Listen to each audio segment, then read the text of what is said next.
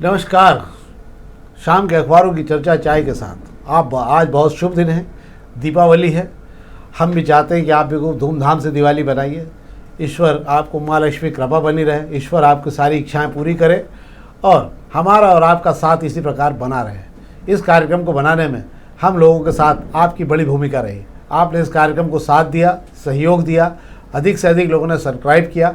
आज हम 20,000 के लगभग लोगों तक पहुंच रहे हैं और 29 लाख व्यूवर्स हमारे पास में हैं। ये बड़ी उपलब्धि है, वो भी आपके सहयोग से ही।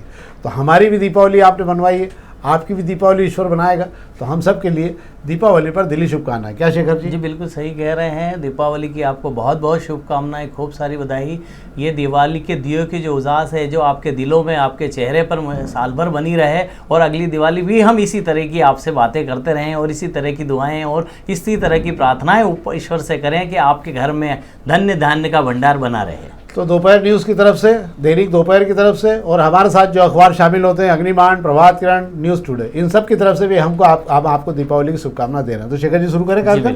तो हम आज पत्रिका शुरू करें। हमने आज खबरें बहुत कम हैं, पर खबरों का सिलेक्शन बहुत तरीके से किया जो आप तक जाना चाहिए, जरूरी खबरें हमने उनको किया है। उसी के आधार पर हम आपको जानकारी दे रहे हैं। एक तो आज सुबह 5 बजे से 4 बजे से जो है शहर के 4 या 5 जो लक्ष्मी मंदिर, बड़े सिद्ध मंदिर है जो इंदौर में, उनसे सुबह लाइनें लगना शुरू हो गई थी। राजवाड़े के महालक्ष्मी मंदिर पर, हरसिद्धि पर 400 साल पुराना मंदिर है जो हरसिद्धि माता के ठीक पास में बना हुआ है, उस मंदिर के भी आज सुबह से लाइन लगना चालू हो गई थी। मलारगंज में महालक्ष्मी का मंदिर है, जहाँ जहाँ महालक्ष्मी मंदिर है वहाँ पर आज सुबह बड़ी तादाद में लोग पहुँचे हैं। महालक्ष्मी का मंदिर जो राजवाड़े पर बना हुआ है, वहाँ अहिल्याबाई होलकर के ज़माने से बना हुआ है और वहाँ पर जाने वालों की संख्या बहुत ज़्यादा रहती है। क्या शेखर जी? जी बिल्कुल आप सही कह रहे हैं। महालक्ष्मी मंदिर राजवाड़ा पर रूप चौदस के दिन दर्शन करने को लेकर अल सुबह से जो भीड़ लगती है, जो कतार लगती है, मैं यूँ कहूँ आपको कि उस कतार की जो फोटो है हम रूप चौदस के दिन अखबारों में देखते हैं। कल आप जो है आपके बड़े अखबारों में भी देख पाएंगे। तो रूप चौदस का अपना एक महत्व है। महालक्ष्मी जी के दर्शन करके दिन की शुरुआत की जाती है और कहा जाता है कि रूप चौदस के दिन सुबह जल्दी उठ के स्नान करके जो भगवान के दर्शन करता है उसे भगवान अच्छी सूरत देता है, अच्छी सीरत देता है। अच्छी बात है। एक और खबर केवल आपके संज्ञान के डाल देता हूँ। इंदौर से रीवा के लिए नवंबर से पहले ही मिल जाएगी आपको नई फ्लाइट। ये इंदौर के लिए एक अच्छी बात होगी। रीवा अंचल के लोग बहुत दिनों से लगे थे, ट्रेन का मामला तो हो गया था, अब उनको एक नई फ्लाइट भी मिल जाएगी। मैं सोचता हूँ कि उनकी अच्छी उपलब्धि होगी। हम प्रभात किरण की बात कर लेते हैं। प्रभात किरण से एक खबर हमने प्रभात किरण से मिली है। प्रभात किरण खबरों से एक खबर अच्छी है और ये जानकारी लायक भी है कि आप मतलब ये भी देखिए, आपके नगर निगम के आपके स्वच्छता कर्मी जो भी हैं, सफाई मित्र हैं जो हैं, उनकी तैयारी भी देखिए कि आप इधर आपका पटाखे फोड़ने का और शहर भर में जो है उधम और सब तमाम दिवाली बनाने का उत्सव शुरू होगा और सेना की तरह काम करेगी नगर निगम। इस बार पूरी तैयारी के साथ में नए कमिश्नर के झंडे तले और महापौर के झंडे तले तैयारी कर ली गई है। इधर आपको रात को आपकी दिवाली बनना खत्म होगी रात को 3 बजे से और पूरी टीम एक साथ पूरी टीम शहर में उतर जाएगी। कल सवेरे आपको पूरा शहर चकाचक मिलेगा। पूरी व्यवस्था की गई है, सारी टीम को उतारा जा रहा है। वाकई जो लोग जाके देख सकते हैं उनको भी देखना चाहिए कि वो सफाई मित्र जिनके बारे में कभी आपको लगता है वो सफाई मित्र किस प्रकार से रात को उठ के आपके लिए काम करें। मेरा तो दूसरा कहना भी कि सफाई मित्र आपके दरवाजे पहुंचो, दिवाली की बधाई जरूर देना चाहिए आपको, क्योंकि वो आपके शहर की स्वच्छता और आपकी बीमारी से आपको रोकने का काम भी करते हैं। क्या शेखर जी? जी बिल्कुल आप सही कह रहे हैं। इंदौर इसीलिए सफाई का महागुरु नहीं है कि इंदौर सफाई का महागुरु बना इन्हीं वजह से है कि इंदौर जो नवाचार करता है उसे दूसरे शहर भी अपनाते हैं। दिवाली का त्यौहार है, जमकर आतिशबाजी कीजिए, इसकी चिंता नहीं है कि शहर गंदा होगा। नगर निगम की टीम मुस्तैद है, रात को 3 बजे से ही मोर्चा संभाल लेगी। तैयारी कर ली गई है, रणनीति बना ली गई है। सुबह जब आप उठेंगे तो रोज की तरह आपको आपकी गलियां, आपकी सड़कें, आपके चौराहे साफ मिलेंगे। यह नगर निगम की कोशिश है, ये कोशिश ही नहीं है, नगर निगम हर साल ये करके दिखा रहा है। इसीलिए सफाई में 8 बार से अव्वल है और स्वच्छता का देश भर में महागुरु है। रात को 3 बजे से सफाइयों की टीम आपके दरवाजे पहुंच जाएगी।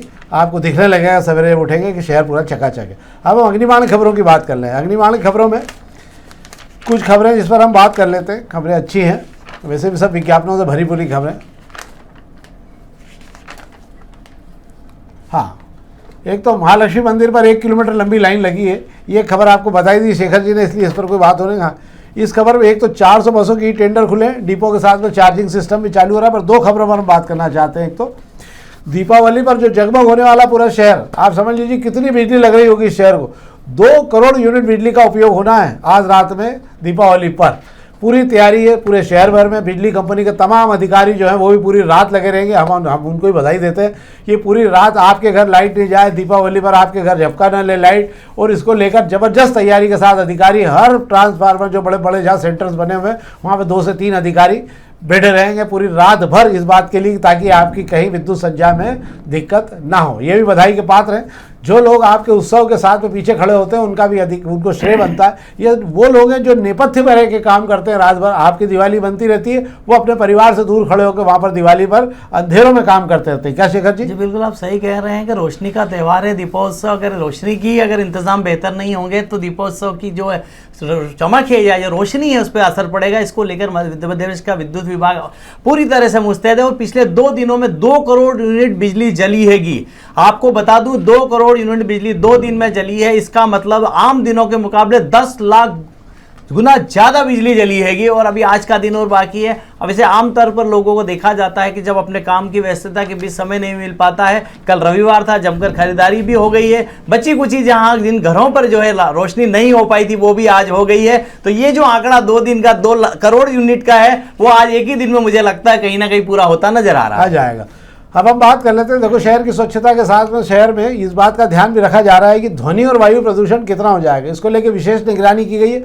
अलग अलग केंद्र बनाए। 13 अक्टूबर से रोज इसकी वो जांच हो रही है और 27 अक्टूबर तक के अलग अलग दिनों के अलग अलग क्षेत्रों के आंकड़े लिए जा रहे हैं। अगर आप चौराहों से निकलते हो रिगल टाकीज में तो AQI के लिए लगा हुआ है जिस पर दिखता रहता है। तो इस प्रकार के अलग अलग केंद्र बनाए जहाँ से पता लगेगा कि क्या स्थिति है।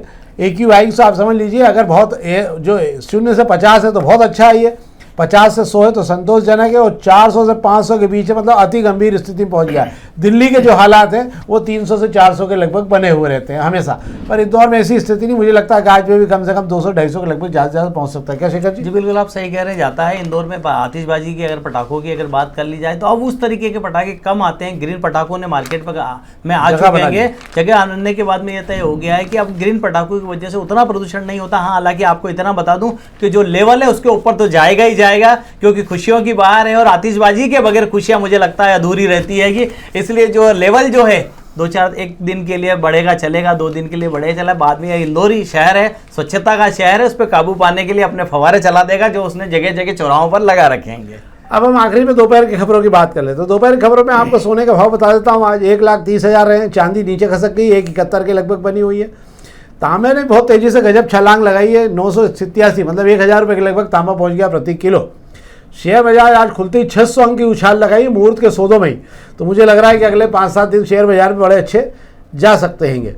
निफ्टी भी जो है 25,900 पे रहा। ये तो है व्यापारिक जानकारी जो हमने आपको दी। अब हम कुछ खबरों की जानकारी आपको दे देते हैं। 1-2 खबरें इसमें बड़ी हैं जो आपकी जानकारी में आना चाहिए। एक तो न्याय नगर को लेकर जो सुप्रीम कोर्ट में एक याचिका लगाई, SLP लगाई गई थी आशियाने बचाने को लेकर, वो हो गई खारिज। अब इसके बाद में न्याय नगर में बहुत बड़ी कार्रवाई होने की तैयारी होगी। 150 से 200 के लगभग मकान जो है न्याय नगर में तोड़े जाएंगे। बहुत दिनों से खींचाखाची चल रही थी। अब मुझे लगता है सुप्रीम कोर्ट से खारिज हो जाने के बाद ये मामला पूरी तरह से रहवासियों के लिए नुकसानदायक हो गया है। क्या शेखर जी? बिल्कुल सही कह रहे हैं। अब न्याय नगर शुरू से उलझन में रही है और उन लोगों के सपने टूटते मुझे दिख रहे हैं इस दिवाली पर। आशियाने जो सुप्रीम कोर्ट से जो फैसला आया है कि न्याय नगर में जो है याचिका लगी थी उन्होंने उसको खारिज कर दिया गया हैगा।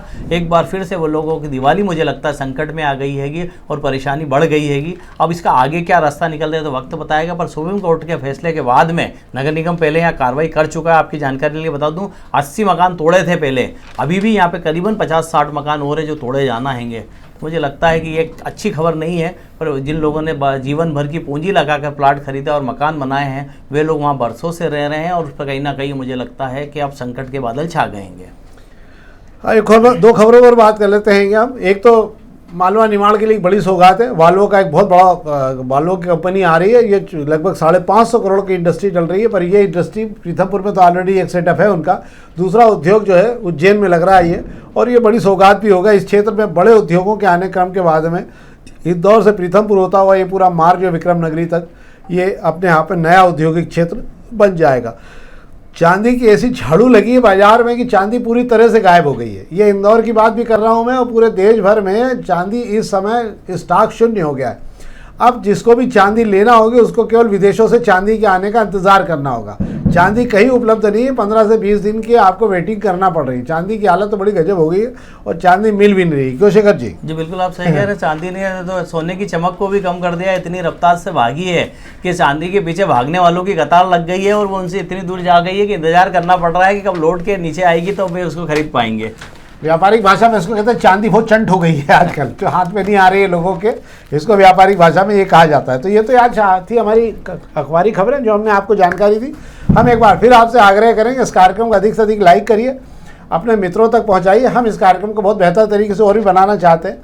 और भी कार्यक्रम इस कार्यक्रम के प्लेटफॉर्म पर बन रहे हैं। दोपहर न्यूज़ के प्लेटफॉर्म पर खबरें फटाफट देख सकते हैं, व्यापारिक खबरें आप देख सकते हैं, और अलग अलग हम कार्यक्रम बना रहे हैं जो आपके लिए बेहतर हो सकते हैं और आपको अच्छा खासा ज्ञान बढ़ाने के लिए भी उपयोगी हो सकते हैं। तो हमारी ओर से, दोपहर न्यूज़ की ओर से और हमारे तमाम दोपहर स्टाफ के साथियों की ओर से दीपावली की हार्दिक हार्दिक शुभकामनाएं। बहुत बहुत धन्यवाद।